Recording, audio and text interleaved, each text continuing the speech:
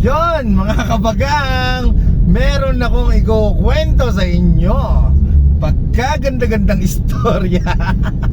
Matatawa ka talaga kasi ang galing eh. Biruin mo, hapon na ngayon. Hapon pa lang uuwi na ako. Kasi iba na yung pakiramdam ko eh. Mula kaninang umaga, ang sama ng tiyan ko. Biruin mo, nasa Caloocan pa ako, layo sa amin.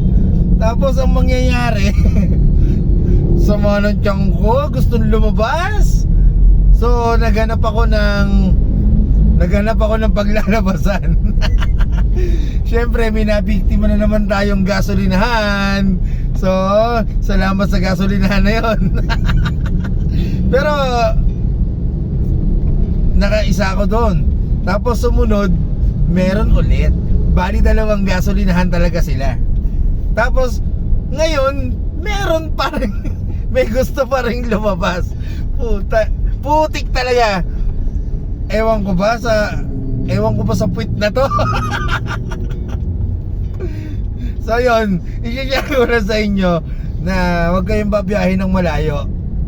Ha? Huwag kayong babiyahin ng malayo tapos ganun yung tiyan nyo. Naku po, ewan ko ba kung ano nakain ko. Kaya salamat dun sa dalawang gasolinahan na yan, ha.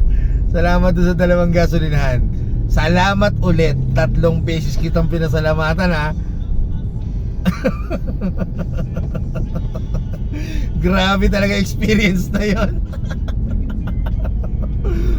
Ngayon lang nangyari sa akin yun eh, oh. Tapos ngayon talagang masama pa rin, kaya iuwi ko na to. Nakakahiya na kung papangatlo pa ako ng gasolinahan, di ba?